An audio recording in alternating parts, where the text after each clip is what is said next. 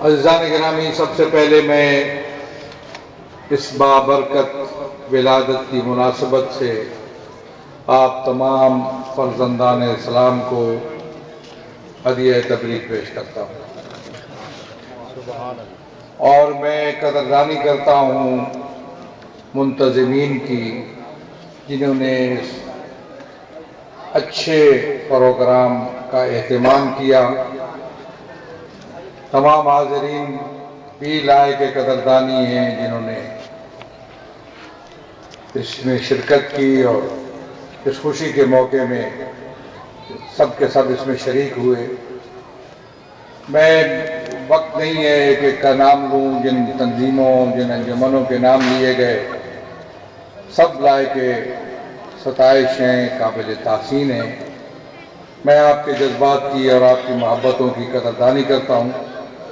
مجھے بڑی خوشی ہوئی، کافی مدت کے بعد ایک ایسا اجتماع آپ نے منعقد کیا اور اس جوش و جذبے کا اظہار کیا۔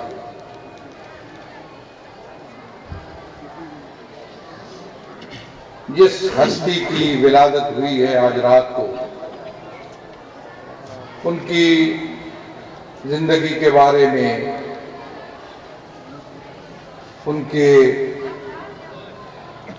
تعلیمات کے بارے میں، ان کی ہدایات کے بارے میں سمجھتا ہوں بہت کچھ کہا جا سکتا ہے۔ ان کے زندگی کے مختلف پہلوؤں پر بات کی جا سکتی ہے، روشنی ڈالی جا سکتی ہے۔ وہ شخصیت کون تھی، کس خاندان سے اس کا تعلق تھا، بہت سی باتیں ہیں جو آپ سب لوگ جانتے ہیں، میں ان کو دہرانا نہیں چاہتا۔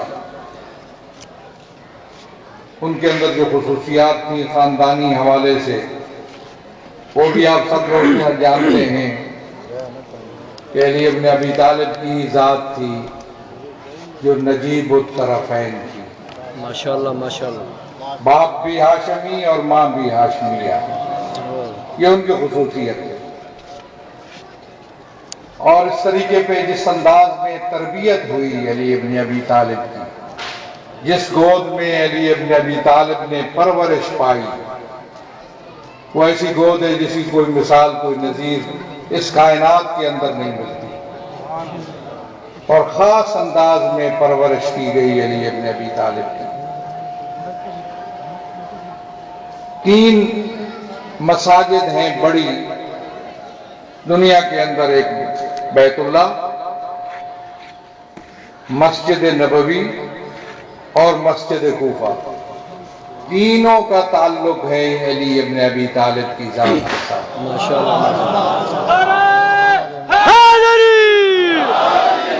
جائے ولادت کعبہ، جائے اجازت مجلس مسجد نبوی، سمجھتے ہیں جائے اجازت کہ سب دروازے بند کر دیے جائیں، اگر کھلا رہ سکتا ہے تو علی ابن ابی طالب کا دروازہ۔ یہ خصوصیت کسی کو حاصل نہیں ہوئی۔ میں سمجھتا ہوں کہ بہت سی خصوصیات ہیں علی ابن ابی طالب کی جن کے بارے میں آپ سنتے رہتے ہیں اور وہ خصوصیات کسی میں نہیں ہیں، لیکن بہت سے پہلو ہیں جو مخفی ہیں۔ ہماری سوسائٹی، ہمارا معاشرہ، ہمارا ماحول، ان میں علی ابن ابی طالب کی زندگی کے ان پہلوؤں کے بارے میں کبھی بحث نہیں ہوئی، کبھی ان امور کی طرف بہت کم توجہ ہے ہمارے معاشرے میں۔ علی کی شخصیت اور ان کی زندگی کے جو مختلف پہلو ہیں، ان کی جو حیثیت ہے، علی بحیثیت ایک کامیاب حکمران کے، علی جس نے ایک کامیاب حکمرانی کا سسٹم دیا دنیا کو، ایسا سسٹم متعارف کروایا کہ آج بھی دنیا کے لیے سرچشمہ ہدایت ہے۔ سبحان اللہ۔ طرز جہاں جو علی ابن ابی طالب نے دنیا کو سکھایا، جو مالک اشتر کی وصیت کے اندر موجود ہے، ناج البلاغہ کے اندر، اور پھر ناج البلاغہ جو علی ابن ابی طالب کے مکتوبات کا، خطوط کا، فرامین کا، خطبات کا، ان کی حکمتوں کا مجموعہ ہے، صدیوں سے موجود ہیں، آج تک موجود ہے۔ بہت سی باتیں لوگ اس کے بارے میں کرتے ہیں، لیکن میں سمجھتا ہوں کہ سائنس اور ٹیکنالوجی نے جتنی ترقی کی اور جس عروج پر پہنچی ہے، اس عروج پر پہنچنے کے باوجود بھی کوئی ایسا نظریہ، کوئی ایسی سائنسی حقیقت، کوئی ایسی ٹیکنالوجی کی حقیقت آج تک نہیں آئی وجود میں جو ناج البلاغہ کے کسی جملے کو غلط ثابت کر سکتی ہے۔ قرآن مجید وحی الہی ہے، کلام اللہ ہے، ناج البلاغہ علی ابن ابی طالب کی تعلیمات اور کلام کا مجموعہ ہے۔ اور علی کی حقانیت سے اس کی سب سے بڑی دلیل یہ ہے کہ آج سائنس نے ٹھکرا دیا بہت سی باتوں کو۔ وہ مذاہب جو مسخ ہو چکے تھے، وہ دین جو مسخ ہو چکے تھے، دین کے وہ تصور جو مسخ شدہ تصور تھے، ان سب پر پانی پھیر دیا سائنسی حقائق نے اور ٹیکنالوجی کے حقائق نے، لیکن کوئی حقیقت ایسی سامنے نہیں آئی جو علی ابن ابی طالب کے کسی ایک جملے کو بھی ٹھکراتی ہو۔ یہ بہت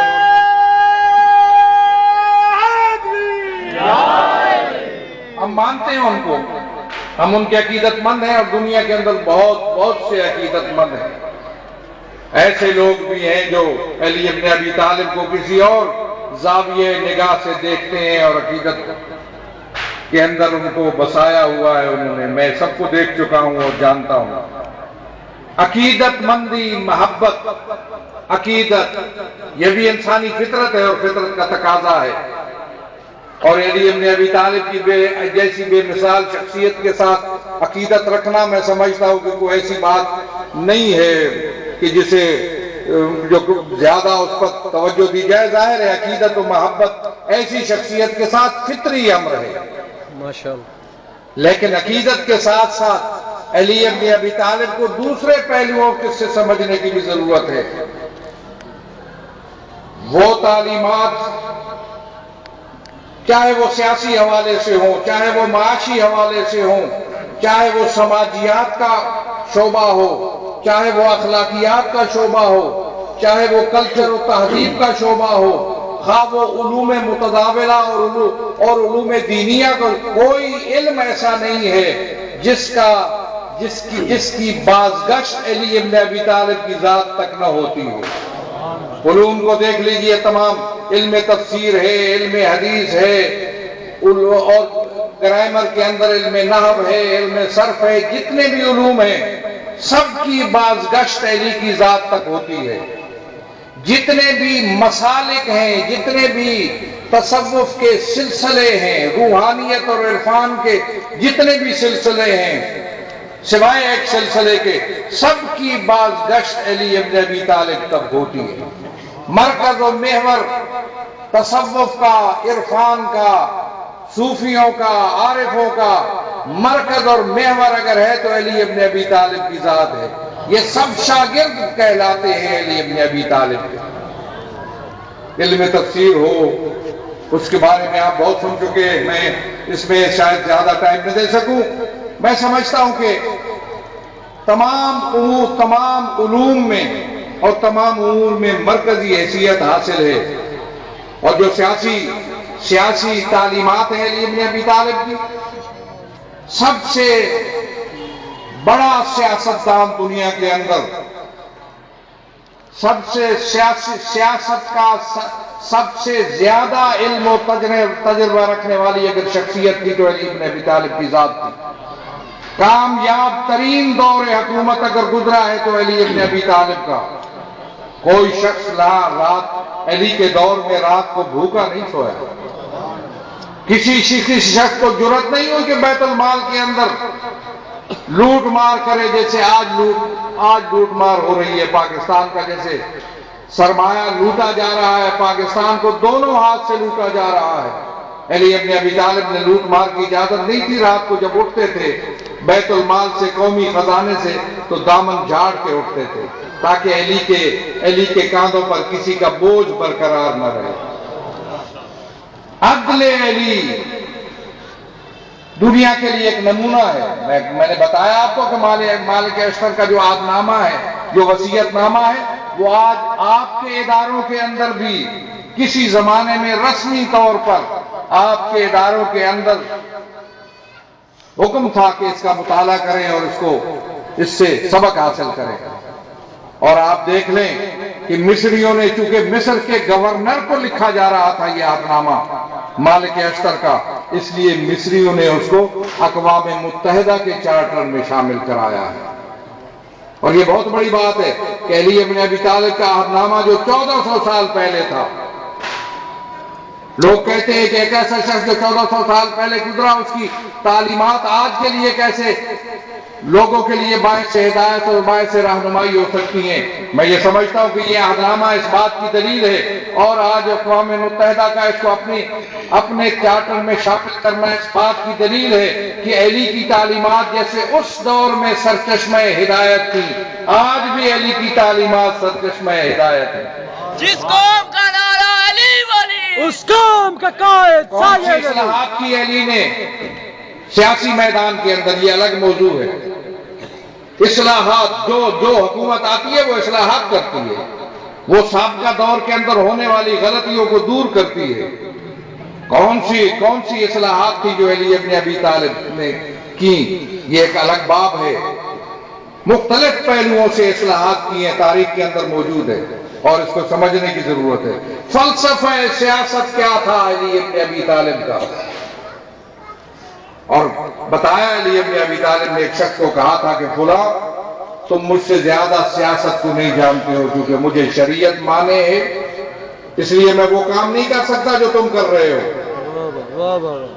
تم مجھ سے زیادہ زیرک اور زیادہ سیاستدان نہیں ہو. سیاست علوی ایک نمونے کی سیاست ہے، اور اس سیاست علوی کو میں سمجھتا ہوں کہ اس کو رائج کرنے کی اور اس کو سکھانے کی اور سیکھنے کی اور سکھانے کی ضرورت ہے. علی نے دنیا کو کیا کیا تعلیمات، کیا کیا ہدایات دی ہیں، کیا دیا ہے. معاشیات کے اندر کس انداز میں علی ابن ابی طالب نے منصفانہ انداز میں بیت المال کو تقسیم کیا کہ حتیٰ کہ اپنے سگے بھائی کو بھی جو حصہ دے چکے تھے زیادہ دینے کے لیے راضی نہیں ہوئے. اقربا پروری علی کے فلسفے میں نہیں ہے. اور اس کے ساتھ ساتھ علی ابن ابی طالب نے جو اصلاحات کی ہیں معاشی حوالوں سے اور سیاسی حوالوں سے اور فقر کے خلاف، جو علی ابن ابی طالب کے حکیمانہ جملے ہیں، فکریں ہیں ناج البلاغہ کے اندر موجود ہیں. جس طرح فقر کے خلاف جدوجہد کی، جس طرح انسانی ضروریات کو اور انسان کی معاشی ضروریات کو پورا کرنے کے لیے جس طرح علی ابن ابی طالب نے زور دیا. وما اخذ اللہ علی العلماء اللہ یقاروا علی قذۃ ظالم ولا سقم مظلوم. علماء سے خدا نے عہد لیا ہے کہ وہ صرف نماز روزے کی تبلیغ تو ضرور کرے، ظاہر ہے واجبات ہیں، فرائض ہیں، ضروریات دین ہیں، لیکن اس کے ساتھ ظالم کے پیٹ بھرنے پر اور مظلوم کے بھوکا رہنے پر کبھی خاموش نہ بیٹھے. نعرہ حیدری، سبحان اللہ. اور سمجھتے ہیں کہ ہم نے اس ملک کے اندر سیاست علوی کو رائج کرنے کی کوشش کی. اب کون سی بات میں آپ کو بتاؤں، ہم نے 2 دفعہ حکمرانی کی ہے، جس کو آج گلگت و بلتستان کہتے ہیں، شمالی علاقہ جات میں ہم کامیاب ہوئے. لیکن کامیابی کے اگلے مرحلے پر کیونکہ ہارس ٹریڈنگ نہیں کی ہم نے، یہ سیاست علوی میں ممنوع ہے، اس لیے دوسروں نے ہارس ٹریڈنگ کر کے ہمیں حکمرانی سے روکنے کی کوشش کی، لیکن پھر بھی معاملات ہمارے بغیر وہاں نہ چل سکے. ہم سیاست علوی کی پیروی کرتے ہوئے آج بھی سیاست کے اندر موجود ہیں. آپ نے دیکھا ابھی یہاں ایک حلقے میں انتخابات ہوئے ڈیرہ غازی خان میں، وہاں پہ جس کینڈیڈیٹ کی حمایت میں ہمارے ساتھی تھے، کارکن وہاں موجود تھے، اس کے مخالف میں تھیں حکومتیں، فیڈرل حکومت بھی، صوبائی حکومت بھی، تمام تنظیمیں بھی ان کے خلاف تھیں، لیکن وہ شخص اتنی بھاری اکثریت سے جیتا کہ دوسروں کی اس کے ساتھ کوئی نسبت ہی نہیں تھی. یہ ایک ٹریلر میں کہتا ہوں تھا، ہمارا ایک کاسٹنگ رول ہے. ہم اس ملک کے اندر بہت سے تھے سیاستدان اور سیاست کرنے والے، اگر تمہارے اس نشانی اس امامہ و کبا کو سینٹ تک پہنچایا ہے تو تحریک جعفریہ نے پہنچایا ہے، اور وہاں بیٹھ کے تشیع کی نمائندگی ہوئی۔ ہم وہاں تک پہنچے کہ ملک کی تقدیر کے فیصلوں میں ہم شریک تھے۔ ایک بہت بڑا فیصلہ ہوا تھا ایک دور میں، جس کے اندر وزیر اعظم تھا اور سردار نواب اکبر بگٹی، سردار عطا اللہ مینگل، اجمل خٹک، فضا جنیجو اور ایک اور شخص ہوگا اور میں تھا۔ وہ ملک کے ایک بہت بڑے مسئلے کا فیصلہ ہونے جا رہا تھا، منتخب لوگ اس کے اندر موجود تھے، اور یہی چیزیں کچھ قوتوں کو یہاں نہیں بھائیں، ان کو پسند نہیں آئی، انہوں نے ہمارا راستہ روکا اور پابندیوں کا سہارا لیا۔ بزدل لیتا ہے ایسے سہارے، لیکن ہم نے بتایا کہ یہ پابندیاں ٹائٹل پہ اور عنوان پہ، لیٹر پیڈ پہ تو آپ پابندی لگا سکتے ہیں، مشن پر پابندی نہیں لگ سکتی۔ آج اگر پاکستان میں کوئی شخص، مجھے کہنے دیجیے، میں فخر محسوس کرتا ہوں کہ کوئی بھی سیاسی لیڈر اگر سفر کر رہے ہیں اس ملک کے اندر، تو میں سمجھتا ہوں مجھے یہ فخر حاصل ہے کہ میں سب سے زیادہ سفر کرتا ہوں اس ملک میں۔ کتنی مرتبہ آپ کے یہاں سے گزرتا ہوں مہینے میں، اور پورے ملک کے چپے چپے میں، گاؤں گاؤں میں، گھر گھر میں، گوٹ گوٹ میں میں ان پابندیوں کے بعد گیا، اور میرے اتنے رابطے ہیں عوام کے ساتھ شاید کسی اور کے نہ ہوں۔ اور یہ اسی رابطوں کے نتیجے میں صرف 2 ڈویژنوں کا اجلاس بلایا ہے ابھی شہداء کانفرنس اسلام آباد کے اندر، 2 ڈویژنوں کو امتحان کے طور پر۔ ابھی آپ کا امتحان بھی آنے والا ہے۔ 26 جون کو شہداء کانفرنس ہو رہی ہے مرکزی امام بارگاہ اسلام آباد میں، اسلام آباد کے اندر شہداء کانفرنس ہے، اور صرف 2 ڈویژنوں کو ہم نے کہا ہے، اور وہ کوشش کر رہے ہیں، اور بھرپور شرکت ہوگی، ایسی شرکت ہوگی جو دیدن ہی ہوگی۔ صرف 2 ڈویژنوں کی بات ہے۔ ابھی اگر میں پاکستان کو بلاؤں تو ایک سیلاب امڑ آئے گا، اور شاید اسلام آباد جو ہے وہ اس میں یہ گنجائش ہی نہ رہے، وہ اس کو برداشت ہی نہ کر سکے۔ ہم ابھی تک اسی نہج پہ ہے، اسی راستے پہ ہے۔ ہمارا ایک کاسٹنگ رول ہے اور آئندہ سیاسی، اور ہم نے اس ملک کے اندر دینی جماعتوں کو، دینی مسالک کو ایک پلیٹ فارم پر جمع کرنے میں مین کردار ادا کیا ہے۔ میں کہتا رہتا ہوں اب کہ داعی اتحاد بین المسلمین لوگ ہمیں کہتے ہیں، ہمیں یہ فخر حاصل ہے کہ ہم اتحاد بین المسلمین کے بانیوں میں سے ہیں۔ اپنے مسلک کو نہیں چھوڑا، اپنے عقیدے کو نہیں چھوڑا، اپنی رسموں کو نہیں چھوڑا۔ آزاداری کے حوالے سے آج بھی وہی بات میں کہتا ہوں جو 20 سال پہلے کہہ رہا تھا کہ یہ میرا بنیادی حق ہے، یہ میرا شہری حق ہے، میں اس ملک کا مالک ہوں، وارث ہوں، حصہ دار ہوں، مجھے دنیا کی کوئی طاقت نہیں روک سکتی، مجھے آزاداری کے لیے کسی پرمٹ اور لائسنس کی ضرورت نہیں ہے۔ زندہ ہے حسینی، افکار حسینی، مجھے سنگینوں کے سائے میں آزاداری منظور نہیں ہے، نہیں ہے قبول مجھے آزاداری۔ میں ایک آزاد ملک کا آزاد شہری ہوں، اپنے امور کا خود وارث ہوں۔ سنگینوں کے سائے میں وہ کہتے ہیں جی بلاسٹنگ ہوگی، لوگ مارے جائیں گے۔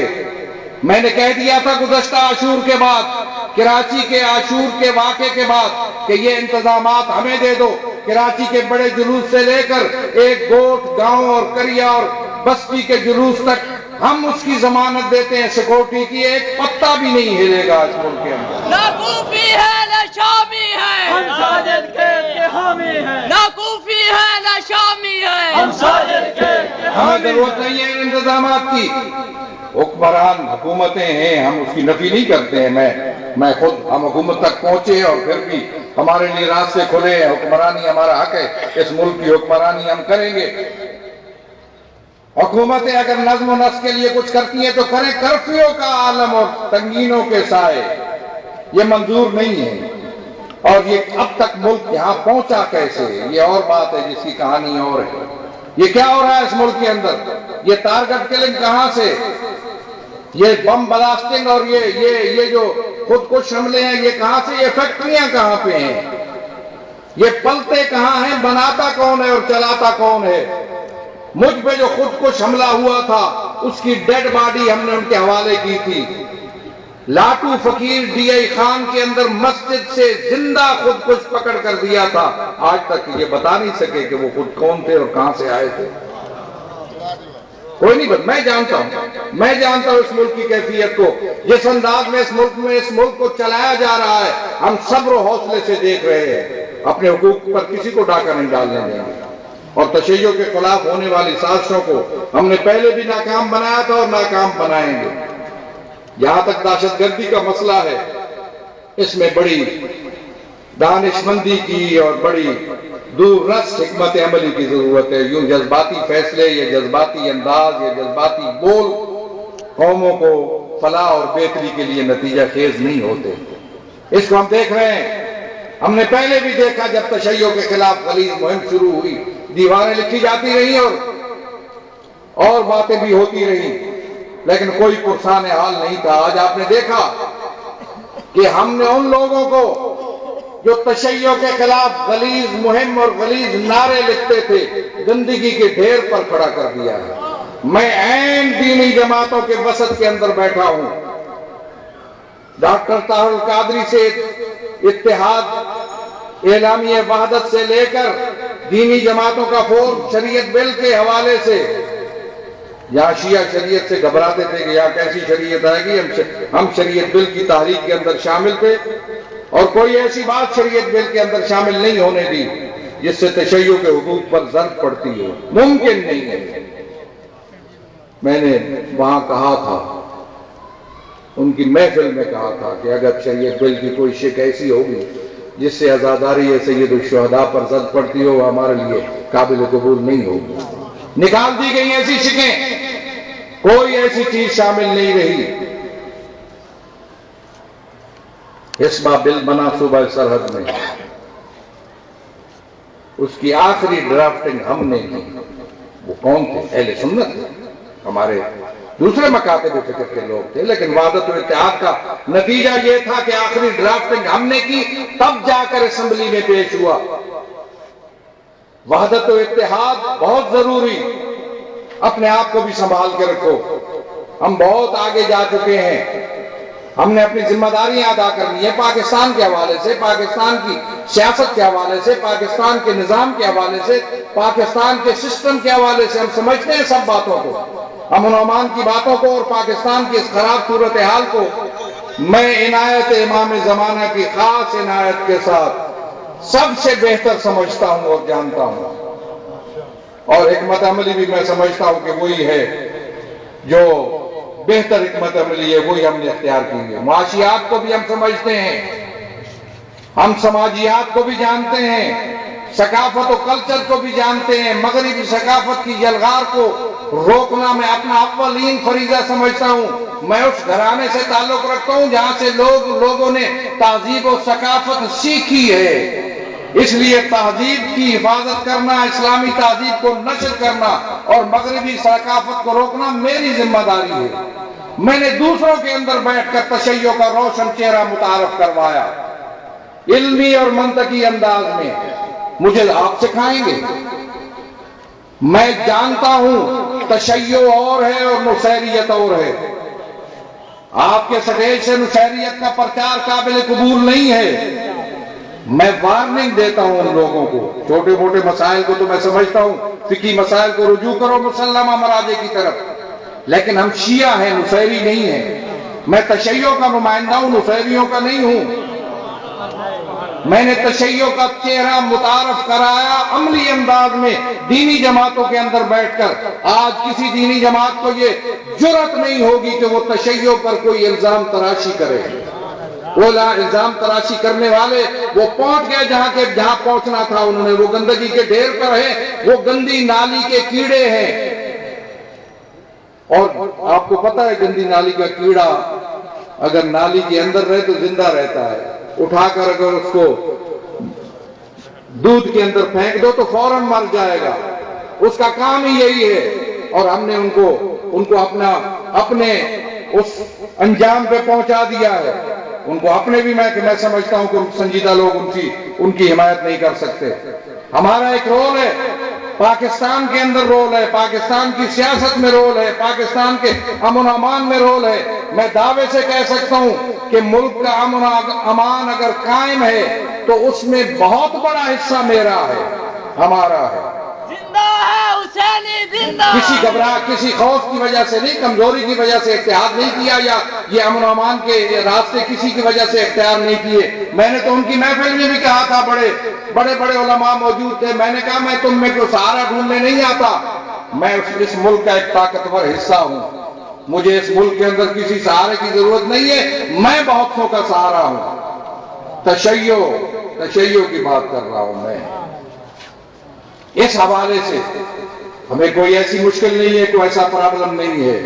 اس لیے ہم سمجھتے ہیں کہ اس ملک کے اندر اتحاد و وحدت کو فروغ دینا اور اتحاد اپنے دوسرے تشیع کا جو بنیادی چہرہ تھا ہم نے ان کے اندر اس انداز میں پیش کیا کہ آج میں دوبارہ دہراؤں گا کہ کوئی الزام تراشی ان کی طرف سے نہیں ہے، لیکن میں آپ سے بھی توقع رکھوں گا کوئی ایسا کام جس سے وحدت امت میں رکھنا پڑے، کوئی ایسا کام جس سے امت واحدہ کا تصور ٹوٹے، اس میں رکھنا پڑے، درست نہیں ہے. کوئی بات کرنی ہو اپنے گھروں میں کرنی ہو تو الگ بات ہے. ایسی محفل ہونی چاہیے آپ کی جس کے اندر ہر مکتب فکر کا آدمی آئے اور حسینیت کا پیغام لے کر جائے. کشش ہے حسین جان بھی قربان. حسین کے اندر کشش ہے، جاذبہ ہے حسین کے اندر، دافعہ نہیں ہے. حسین دور نہیں کرتا، کھینچتا ہے اپنی طرف. مجلس حسین بھی ایسی ہونی چاہیے، تمام مکاتب فکر کو کھینچے. ہم کسی گلی محلے کے لوگ نہیں ہیں یا کسی علاقے کے ساتھ مختص نہیں ہیں. سیاچن کے دامن سے لے کر کراچی کے سمندر اور مٹی کے اور اس آخر تک انڈیا کے اس بارڈر تک، وہاں تک ہماری تنظیم موجود ہے، اب بھی ہے، اسٹرکچر ہے، قانون کی پابندی ہے، ممنوع ہے. اس لیے ہم نے دوسرے حوالوں سے، دوسرے ناموں سے یا کسی اور حوالے سے ہم کام کر رہے ہیں، وہ مشکل نہیں ہے. ہمارا رول ایک بین الاقوامی بھی ہے. ہمارا ماٹو ہے عدل علی، ہمارا منشور ہے عدل علی. عدل علی کا نفاذ دنیا کے اندر بھی اور سیاست خارجہ اور بین الاقوامی تعلقات میں بھی عدل علی کا نفاذ. آج 3 چیزیں بہت اہم ہیں پاکستان کے لیے. یہ دہشت گردی کی جنگ کس کی ہے؟ میں نے پریس میں کہا، مختصر کہتا ہوں، یہ خارجہ پالیسی کیا ہے ہماری، کیا تعلقات ہیں ہمارے. ملک آتے ہیں ہمارے ہاں آگ وہ کرتے ہیں اور پھر یہاں سے لوگوں کو اٹھا کے لے جاتے ہیں. یہ بھی سن لو کہ ایک شخص یوسف رمزے اٹھایا تھا اسلام آباد سے اور لے گئے وہ امریکہ میں. اس شخص کے بھائی نے بیان دیا تھا واشنگٹن کے اندر، ڈان کے اندر چھپا اس دور میں، کہ ہم نے کوشش کی ہے مجھ پر یعنی ساجد نقوی پر 10 بار حملہ کرنے کی، لیکن ہم کامیاب نہیں ہو سکے. لیکن جب اس کو اٹھایا تو میری پاکستانی غیرت یہ گوارا نہیں کرتی تھی. وہ پتہ نہیں کون تھا، اس کی حیثیت کیا ہے، میں اس کو اپنے برابر کا نہیں سمجھتا ہوں، لیکن پاکستانی تھا. میں نے کہا کسی پاکستانی کو دوسرے ملک کے حوالے کرنا میں صحیح نہیں سمجھتا ہوں. اس کا مسئلہ ہے، میرا پاکستان کے اندر لپٹیں گے، میں بہت سوچ نبڑ رہا ہوں. اس لیے بین الاقوامی سطح پہ بھی ہمارا اپنا ایک رول ہے اور ہم نے حمایت کی ہمیشہ. کونا للظالم خصما وللمظلوم ہونا، ظالم کے دشمن رہنا اور مظلوم کے حامی و ناصر رہنا. حسن و حسین کو کہا گیا تھا پیغام ہمارے لیے ہے، ماٹو ہے، یہ منشور ہے ہمارا، ظالم کی مخالفت اور مظلوم کی حمایت. آج ہم مڈل ایسٹ کے اندر ہونے والی جو بیداری ہے اس کی حمایت کرتے ہیں اور اس کے ساتھ ساتھ بحرینیوں پر جو مظالم ہیں، انہیں جو خود رابطہ کیا ہے مجھ سے، ان کے ان مظالم کے خلاف ہم ہمیشہ آواز اٹھا رہے ہیں. ان کو ووٹ کا حق ملنا چاہیے، ان کو اپنی حکومت منتخب کرنے کا حق مانتے ہیں. وہ کوئی اور لڑائی جھگڑا نہیں کرتے ہیں، لیکن ان کو وہ حق نہیں دیا جا رہا، ان کو ووٹ کا حق نہیں ہے. اگرچہ وہاں 70-80% شیعہ ہیں، میں شیعہ سنی کی بات نہیں کرتا، میری زندگی گزری ہے فلسطین کی حمایت کرتے ہوئے. فلسطینیوں کے حقوق کی حمایت کی، ان میں کوئی ایک شیعہ بھی نہیں ہے۔ اس وقت تو کسی نے نہیں کہا تھا، اس وقت تو کسی نے نہیں کہا میں مظلوم کی حمایت کرتا ہوں، وہ شیعہ ہو یا سنی ہو۔ مرحبا قائد مرحبا۔ کے فرمان پر جان بھی قربان ہے، قائد کے اعلان پر جان بھی میں قربان ہے۔ سمجھتا ہوں یہ قرارداد ہے کہ ہم بحرین کے عوام کے ساتھ ہیں، ان کے اوپر ہونے والے زیادتیوں کی ہم مذمت کرتے ہیں، ان کے جائز حقوق ان کو دیے جانے چاہیے، اور یہ ضروری ہے۔ بحرین کی حمایت ہم جاری رکھیں گے۔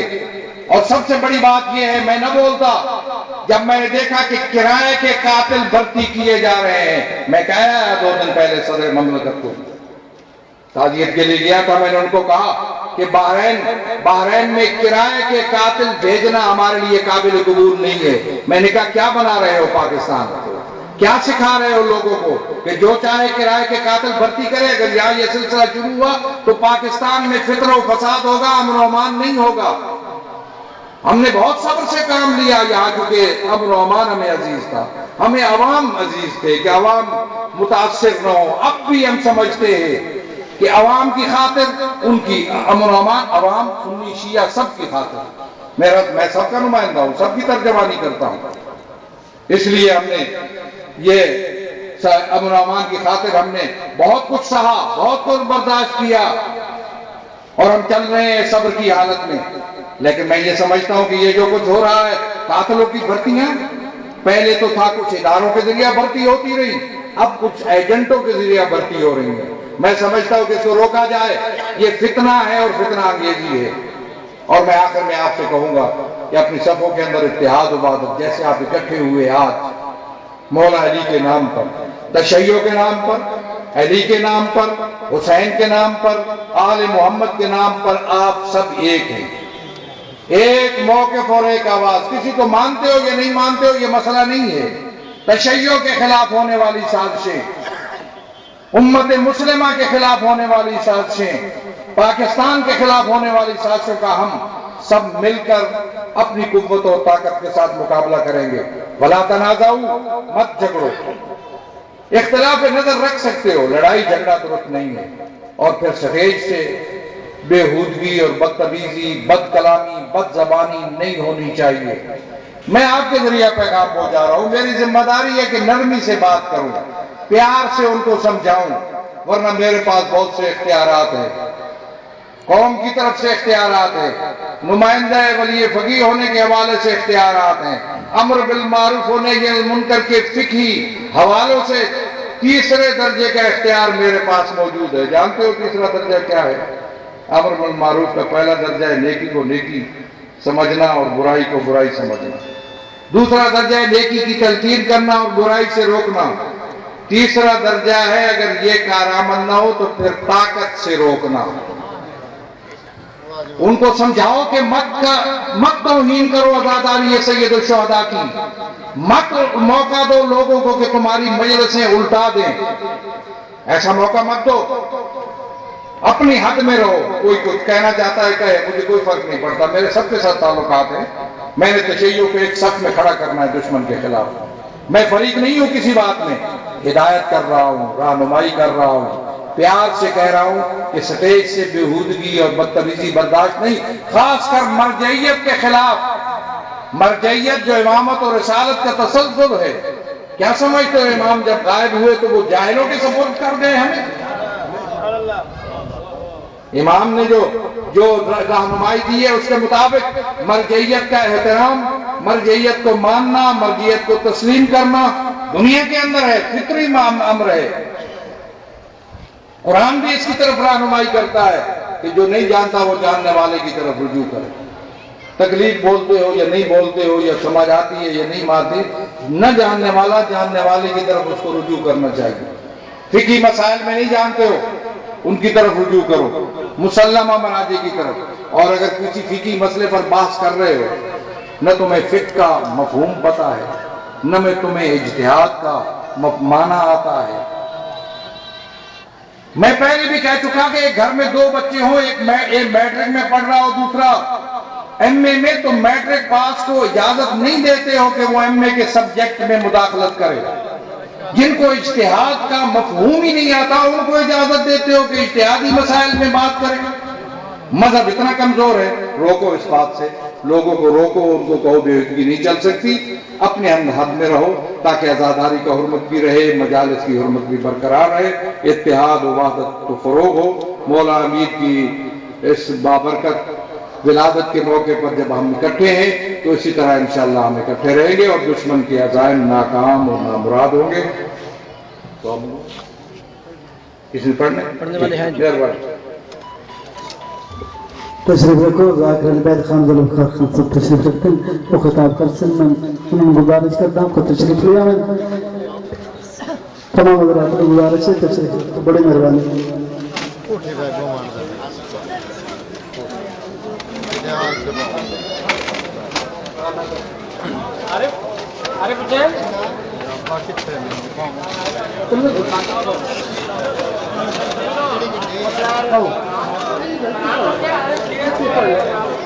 تشریف رکھو ذاکر البید خان ذوالفقار خان بہت تشریف رکھتے ہیں، وہ خطاب کرتے ہیں۔